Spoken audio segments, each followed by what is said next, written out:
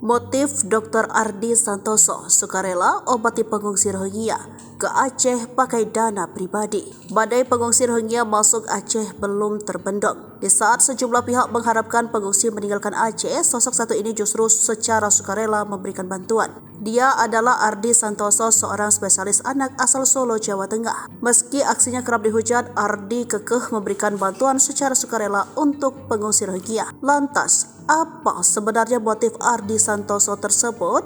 Mengutip tribunjatim.com, Ardi Santoso berangkat ke Aceh atas biaya sendiri. Dia memberikan pengobatan gratis pada para pengungsi Rohingya pada 25 hingga 26 Desember 2023. Ada dua lokasi penampungan pengungsi Rohingya yang didatangi Ardi Santoso. Pertama ialah gedung Yayasan Minaraya di Padang Tici, Kabupaten Pidi Aceh. Ia menyebut banyak pengungsi di sana yang mengalami demam, batuk, dan pilek. Selain itu, penyakit infeksi kulit menghantui para pengungsi karena minimnya air bersih di tempat pengungsian. Sementara, lokasi kedua yang didatangi Ardi Santoso yaitu pengungsian di Balai Nusiraya Aceh di Lamprit, Banda Aceh. Pengungsian ditolak di pesisir pantai dibawa ke sana menggunakan truk.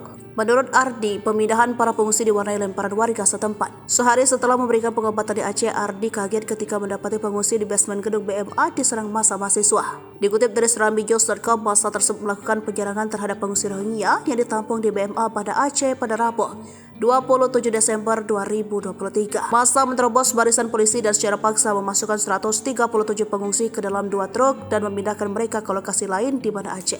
Massa mendesak agar pengungsi Rohingya dipindahkan menuju Kanwil Kemenkumham Aceh. Ardi Santoso menyesalkan sikap pemerintah maupun tokoh-tokoh nasional terkesan diam menyikapi serangan dan penolakan terhadap pengungsi Rohingya. Ditambah lagi dengan masyarakat Indonesia yang mudah termakan hoaks maupun disinformasi terhadap apa yang terjadi pada pengungsi Rohingya. Menurut Ardi Santoso, masyarakat perlu memahami bahwa Indonesia hanya menjadi negara transisi pengungsi Rohingya.